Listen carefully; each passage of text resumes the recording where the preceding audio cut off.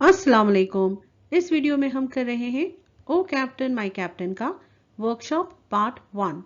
क्योंकि आखिर के 3 सवाल काफ़ी अहम हैं, इसलिए हमने उन्हें पार्ट 2 में काफ़ी तफसील से बयान किया है। Now let us get started. पहला सवाल, pick out from the poem all words related to ship, make a list of them in a word register. नज़म में जहाज से ताल्लुक़ रखने वाले लफ्ज़ों को चुनिए, वर्ड रजिस्टर में उनकी एक फहरिस्त बनाइए। पोर्ट यानी बंदरगाह, ट्रिप सफर, डेक जहाज का ऊपर का हिस्सा, कैप्टन कप्तान, वेसल जहाज का एक दूसरा नाम, वोयाज यानी लंबा सफर, एंकर्ड यानी जहाज को लंगर लगाना या जहाज को किनारे पर मजबूती से बांध देना, शोर्स यानी साहिल। Read the poem again and complete the following sentences. नज़म को दोबारा पढ़िए और इन अधूरे जुमलों को कंप्लीट करिए, मुकम्मल करिए। The captain lies on the deck, fallen cold and dead. The captain doesn't answer as his lips are pale and still. Captain does not feel anything. He has no pulse nor will. The bugle and flag are trilling and flung. The poem has a direct reference to the assassination of President Abraham Lincoln on 15th April 1865 after the Civil War was won. Match the symbols or images in column A with what they refer to in column B. इस पूरे नज़म को 1865 में होने वाली खाना जंगी में सदर इब्राहिम लिंकन के कत्ल के बराह रास्त हवाला दिया गया है। पूरे नज़म में वो माहौल पेश करने की कोशिश की गई है जो जंग के बाद पेश आया था। कॉलम ए में नज़म के अल्फाज दिए गए हैं और कॉलम बी में उनके हकीकी माने क्या है वो बताया है। उससे समझकर मुनासिब जोड़ लगाइए। इस सवाल का जवाब देने से पहले ओ कैप्टन माय कैप्टन का फुल एक्सप्लेनेशन वीडियो, जिसमें नज़म को तफसील से समझाया गया है, इसे ज़रूर देखिए। चलिए जवाब देखते हैं। The ship, United states of America. जहाज इस नज़म में यूनाइटेड स्टेट्स ऑफ अमेरिका के मुल्क या कौम को कहा जा रहा है। द फियरफुल ट्रिप और voyage the deathly civil war, एक खौफनाक और लंबा सफर से खाना जंगी को कहा गया है।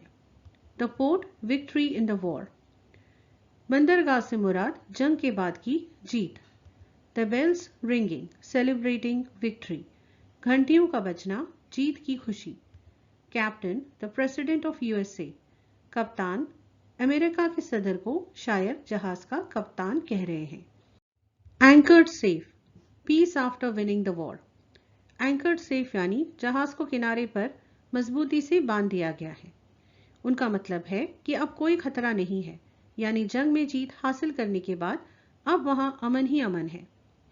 No pulse nor will, lifeless और डेड, ना नब्ज चल रही है और ना कोई ख्वाहिश बची है, यानी कप्तान का जो जिस्म है वो बेजान और मुर्दा हो चुका है। The figure of speech apostrophe exists throughout the poem. Pick out lines where the poet directly addresses the dead captain, the grief in his heart, the seashore. पूरी नज़म apostrophe इस figure of speech पर मबनी है। पूरी नज़म में apostrophe figure of speech का इस्तेमाल हुआ है। नज़म में वो लाइनें चुनिए जहां शायर बराह रास्त मुखातिब हो नीचे दिए गए इन 3 चीज़ों से। पहले apostrophe इस figure of speech को समझते हैं। Apostrophe is a figure of speech in which a speaker directly addresses someone or something that is not present or cannot respond in reality. Apostrophe figure of speech की वो किस्म है जिसमें मुकर्रर या शायर किसी ऐसे शख्स या चीज़ से बराह रास्त मुखातिब है या बात करता है जो हकीकत में मौजूद नहीं है या बेजान है, जो उसकी बात का जवाब नहीं दे सकता। तो हमारी नज़म से अब ऐसी लाइनों को हम चूज करते हैं। द डेड कैप्टन, जो मरे हुए कप्तान हैं उनके बारे में कौन सी लाइनें हैं? O Captain, my Captain, our fearful trip is done. O Captain, my Captain, rise up and hear the bells. तो जो कप्तान है वो तो मर चुके हैं, लेकिन यहाँ पर ये इन लाइनों में जो सेलर हैं वो ऐसे बात कर रहे हैं जैसे कप्तान जिंदा है। The grief in his heart, जो सेलर है वो अपनी दिल का गम बयान करता है। तो कैसे बयान करता है? O heart, O heart, heart, O the bleeding drops of red. तो ये जैसे ऐसे बात कर रहा है जैसे दिल से बातें कर रहा हो, खून के कतरे हैं उनसे बातें कर रहा हो, लेकिन क्या ये चीजें हमसे बातें करती हैं? नहीं। The seashore, Sahil. The port is near, the bells I hear, the people all exulting. Exult, O shores, and ring, O bells. तो यहाँ पर भी वो ऐसे बातें कर रहा है जैसे साहिल पे जो चीजें हो रही हैं, या साहिल जो है डायरेक्टली जो हमारे शायर हैं उनसे बातचीत कर रहा है, पर ये मुमकिन नहीं है। तो ये सारी एपोस्ट्रोफी के एग्जाम्पल्स हैं। Find from the poem one example of each of the following. ये जो फिगर ऑफ स्पीच हैं उनके हमें एग्जाम्पल्स ढूंढने हैं। पर्सोनिफिकेशन का example, while follow eyes the steady keel the vessel grim and daring. Personification का क्या मतलब होता है? जब हम चीज़ों को या एहसासों को इंसानों की खूबियां देते हैं। तो यहाँ पर देखिए स्टडी कील, ग्रिम एंड डेयरिंग वेसल्स, ये जो सारी क्वालिटीज़ है, ग्रिम होना, डेयरिंग, स्टडी, ये सब इंसानों के लिए इस्तेमाल की जाती हैं। तो यहाँ पर ये पर्सोनिफिकेशन का एग्जाम्पल है। Alliteration, the port is near, the bells I hear, the people all exulting. तो ये देखिए पी से स्टार्ट होने वाले वर्ड्स हैं, तो ये एलिटरेशन का एग्जाम्पल है। एलिटरेशन का हमने डिटेल में द टीनेजर्स प्रेयर इस लेसन में फिगर ऑफ स्पीच को देखा है। यहाँ पर आपको लिंक दी जाएगी, अगर आप चाहें तो अभी देख सकते हैं। रेपिटेशन, रेपिटेशन यानी जब कोई अल्फाज को बार बार रिपीट किया जा रहा है, जैसे but O heart heart heart, तो यहाँ पर हार्ट को कई बार रिपीट किया गया है। एक्सक्लेमेशन, एक्सल्ट ओ शोज एंड रिंग ओ बेल्स। तो यहाँ पर देखिए लास्ट में एक्सक्लेमेशन साइन भी है, तो किसी चीज को बढ़ा चढ़ाकर अगर हमें बोलना है तो हम क्या कहते हैं, वो एक्सक्लेमेशन है। Tautology, here captain dear father. Tautology यानी जब एक ही चीज के लिए अलग अलग वर्ड्स का यूज किया जाता है। तो यहाँ पर कैप्टन और फादर ये एक ही इंसान के बारे में बात हो रही है। Antithesis, while follow eyes the steady keel the vessel grim and daring। Antithesis यानी जब दो अलग अलग ऑपोजिट मीनिंग वाले वर्ड्स एक ही सेंटेंस में यूज किए जाते हैं, जैसे यहाँ पर स्टडी कील है और डेयरिंग। तो कील ये भी ये जहाज का एक हिस्सा होता है, और वेसल यानी जहाज, तो यहाँ पर जहाज की ही बात हो रही है। तो एक तरफ स्टडी कहा जा रहा है, स्टडी यानी जो थमा हुआ है, शांत है, और डेयरिंग यानी जो जोश में है। तो एक ही सेंटेंस में दो ऑपोजिट वर्ड्स को यूज किया जा रहा है। Find and answer in your own words. जो नीचे दिए गए सवाल हैं उनके जवाब हमें अपने लफ्जों में लिखने हैं। What are the signs of the people celebrating victory? जीत का जश्न मनाने वाले लोगों की क्या निशानियां हैं? The signs that the people are celebrating victory are as follows. जश्न मनाने वाले लोगों की अलामत इस तरह है। The people have all gathered on the shores and are cheering with joy and eagerness. साहिल पर लोगों का मजमुआ अपनी खुशी और बेताबी का मुजाहिरा कर रहा है। The bells are all ringing. सब घंटियां बजाई जा रही हैं। The people are exulting. सारे लोग खुशी से झूम रहे हैं। The flags have been flung.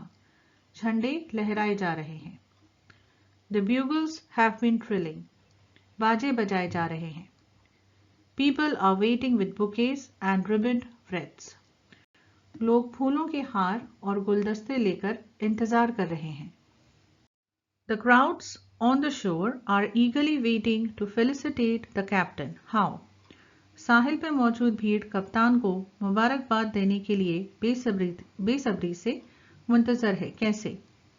The crowds on the shore are eagerly waiting to felicitate the captain with bouquets and ribboned wreaths. They all call for the captain and have flung flags and are playing the bugle. साहिल पे मौजूद भीड़ कप्तान को मुबारकबाद देने के लिए फूलों के गुलदस्ते और हार लेकर उसका बेसब्री से इंतजार कर रहे हैं। वो सब कप्तान को पुकार रहे हैं और झंडे लहरा रहे हैं और बाजे बजाकर उसका इस्तकबाल करना चाहते हैं। What are the signs that the captain has passed away? कप्तान का इंतकाल हो चुका है, इसकी क्या निशानियां हैं? The signs that the captain has passed away are as follows. The captain's lips are pale and still. Captain यानी जो कप्तान हैं उनके होठ साकित हो चुके हैं और पीले पड़ चुके हैं, उनका रंग उड़ चुका है। He does not move his arm and does not have a pulse. वो अपनी बाजू नहीं हिला सकते और उनकी नब्ज भी नहीं चल रही है। He lies fallen on the deck, cold and dead. वो डेक पर ठंडे और मुर्दा हालत में पड़े हुए हैं। Dear father, this arm beneath your head. Why do you think the speaker in the poem puts his arm under the captain's head? प्यारे अब्बू, ये बाजू आपके सिर के नीचे है। आपके ख्याल से मुकर्रिर शायर अपने बाजू कप्तान के सिर के नीचे क्यों रखता है? The poet finds that his dear captain is lying dead. He does not want to believe he is dead. He feels that it is still a dream that the captain is no more. He wants to believe that the captain is only resting and he hopes that his captain will rise once again. So he places his arm under his head to help him rise easily. शायर जब ये देखता है कि उसका अजीज कप्तान मुर्दा हालत में पड़ा है, उसका दिल ये मानने को तैयार ही नहीं है कि वो मर चुका है। उसे लगता है कि ये सब एक ख्वाब है कि कप्तान अब इस दुनिया में नहीं रहा। वो खुद को ये समझाने की कोशिश करता है कि कप्तान सिर्फ कुछ वक्त के लिए आराम कर रहा है और उसे उम्मीद है कि वो एक बार फिर उठ खड़ा होगा, और इसीलिए वो अपना बाजू उसके सिर के नीचे रखता है ताकि कप्तान को उठने में मदद मिले। Describe the grief that the captain in the poem feels at the death of his captain. इस नज़म में अपने कप्तान की मौत पर मुकर्रिर या शायर ने जिस गम और सदमे को महसूस किया है उसे बयान कीजिए। The speaker in the poem is overcome by grief at the death of his captain. His heart beats and bleeds for his captain as he sees him lie on the deck cold and dead. He mourns for his captain and feels as if he is dreaming that his captain is no more. नज़म में शायर अपने कप्तान की मौत से निढाल है। जब शायर अपने कप्तान को जहाज के डेक पर सर्द मुर्दा हालत में पड़ा हुआ देखता है तो उसका दिल अपने कप्तान के लिए जोर से धड़कता है और खून के आंसू रोता है। वो अपने कप्तान के लिए मातम करता है और उसको महसूस होता है गोया वो कोई ख्वाब देख रहा है कि उसके कप्तान अब इस दुनिया में नहीं रहे। He keeps asking for his captain to rise and witness how everyone is cheering for him. The speaker is absolutely heartbroken that while the nation celebrates the victory in the battle, his captain and great leader has passed away and will not be part of all the celebration. वो बार बार कप्तान से कहता है कि उठिए और खुद अपनी आंखों से देखिए कि किस तरह सारा मजमुआ उनकी फतेह पर खुशी मना रहा है। शायर पूरी तरह दिल शिकस्ता है कि आवाम जंग की जीत का जश्न मना रही है और उसके कप्तान और अजीम रहनुमा इस दुनिया को हमेशा हमेशा के लिए छोड़कर चले गए हैं और इस जश्न में वो हिस्सा नहीं ले पाए। Glance through the poem again to find who the speaker addresses in the first two stanzas and the last stanza. नज़म पर दोबारा नजर डालते हुए बताइए कि पहले दो बंदों और आखिरी बंद में शायर किससे मुखातिब हैं। In the poem, during the first two stanzas, the speaker addresses his captain. He desperately wants his captain to rise up and witness how people are celebrating the victory in the battle and how they are waiting to felicitate the captain. नज़म के पहले दो बंदों में शायर अपने कप्तान से मुखातिब हैं। वो शिद्दत से चाहता है कि इसका कप्तान उठे और खुद अपनी आंखों से ये नज़ारा देखे कि लोग किस तरह जंग की फतेह का जश्न मना रहे हैं और कप्तान को मुबारकबाद देने के लिए किस तरह उसके मुंतजर हैं। In the third stanza, as the speaker realizes the captain is dead, he speaks about his own grief. He is not just addressing himself, trying to cope with the death of his great leader, but he is also addressing everyone else to let them know that the great captain has passed away. तीसरे बंद में जैसे ही शायर को एहसास होता है कि कप्तान की मौत वाकई हुई है, वो हमेशा हमेशा के लिए इस दुनिया से जा चुका है, वो अपने गम के बारे में बात करता है। कप्तान के दुनिया से गुजर जाने की वजह से शायर को जो सदमा हुआ है उसके बारे में बताता है।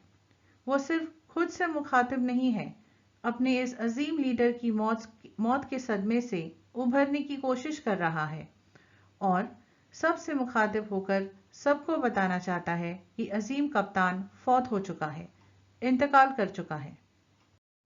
Fill the qualities in the diagram given below. इस सवाल में बात हो रही है खूबियों की जो एक जहाज के कप्तान में होनी चाहिए या कौम के एक लीडर में होनी चाहिए या ऐसी खूबियां जो दोनों में होनी चाहिए। नीचे दिए गए खूबियों की लिस्ट को हमें सही शख्सियत से जोड़ना है। Qualities of a ship's captain, ship के कप्तान की क्या खूबियां होनी चाहिए। Naval expert, knowledge of weather science.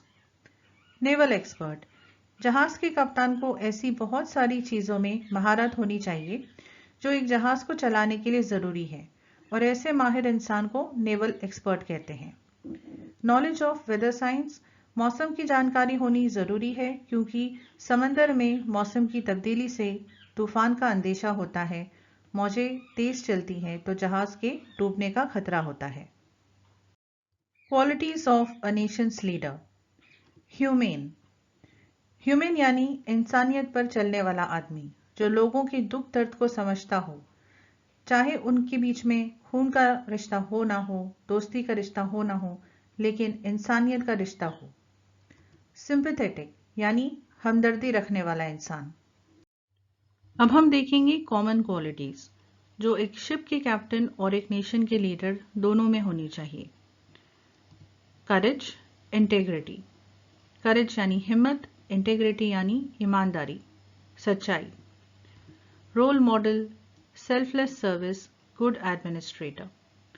Role model यानी मिसाली शख्सियत। सेल्फलेस सर्विस, बेलूस खिदमत। गुड एडमिनिस्ट्रेटर, अच्छा मुंतजिम। Self disciplined, leadership, foresight, positive attitude. Self disciplined यानी ज़ब्त नफ्स वाला इंसान। लीडरशिप, कायदात। Foresight, दूरअंदेशी।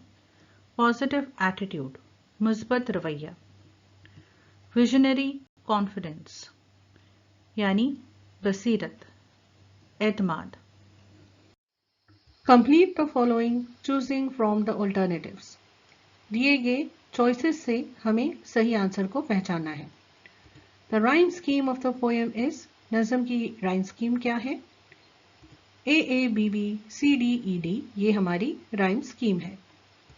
The line repeated in every stanza, her stanza में नज़म के हर बंद में कौन सी लाइन दोहराई गई है। Fallen cold and dead. The steady rhythm in the poem consists of a pattern of dash beats. नज़म में मुस्तकिम ताल या धुन ताल की कितनी तहरीक पर मुश्तमिल है। Answer is 5. In the dash stanza, the speaker does not address the captain. Third stanza, तीसरे स्टैंजा में स्पीकर जो है वो कैप्टन की बात नहीं करते हैं, पहले 2 स्टैंजा में करते हैं और तीसरे स्टैंजा में वो किसकी बात करते हैं, उनके गम की बात करते हैं। The type of poem is because it is composed in memory of a passed away personality. तो ये जो नज़म है ये किस किस्म की नज़म है, इसे कहते हैं एलेजी। एलेजी क्या होती है, ये हम जैसे हिंदी में इसे शोक गीत कहते हैं और उर्दू में इसे मरसिया नोहा कहते हैं। Thank you for watching this video. अगर आपको वीडियो पसंद आया है तो प्लीज़ इसे लाइक करिए, अपने फ्रेंड्स के साथ शेयर करिए और हमारे चैनल को ऐसे और वीडियोस के लिए सब्सक्राइब करिए। एंड प्लीज़ आपके कीमती कमेंट्स हमें ज़रूर दीजिए।